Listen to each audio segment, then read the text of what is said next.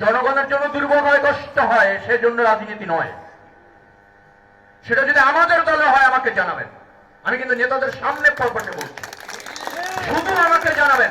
আমার সামনে যারা বসে আছেন, সমাধান না হলে তাই আমার, গোপনে বলছি না, বিএনপি করে কোন রকমের কোন মানুষের কষ্টের কারণ হওয়া যাবে না।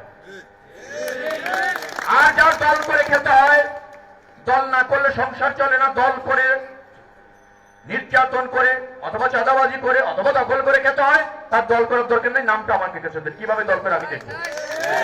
এসব লোক আমাদের দলে লাগবে না। যদি থাকা উচিতই ছিল না আমাদের দলে, যদি কোনো কারণে থেকে থাকে, আমার যেহেতু জানা নেই, আমাকে জানাবেন, দলে এদের লাগবে না। আর যদি বলে দীর্ঘদিন মিছিল করেছি, জেলে থাকছি, অনেক কিছু করেছি, ভাই তাহলে তার কাছে দলও কৃতজ্ঞ, আমিও কৃতজ্ঞ, আজকে থেকে দল করা বাদ। আর লাগবে না তাকে। অন্যের পকেটের টাকা রাজনীতিবিদের চলার জন্য হবে না, সহজ কথা। দল করে যদি কেউ ঝুঁকি নিয়ে থাকে, রাষ্ট্রে তার অধিকার আছে, রাষ্ট্রে তাকে প্রোভাইড করে অনেক পন্থা আছে, আমি সেটা করে দেবো তাকে।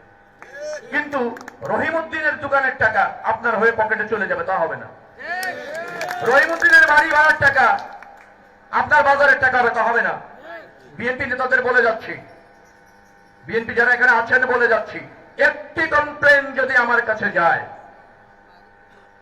রাজনীতি এখানেই সমাপ্তি হবে তার।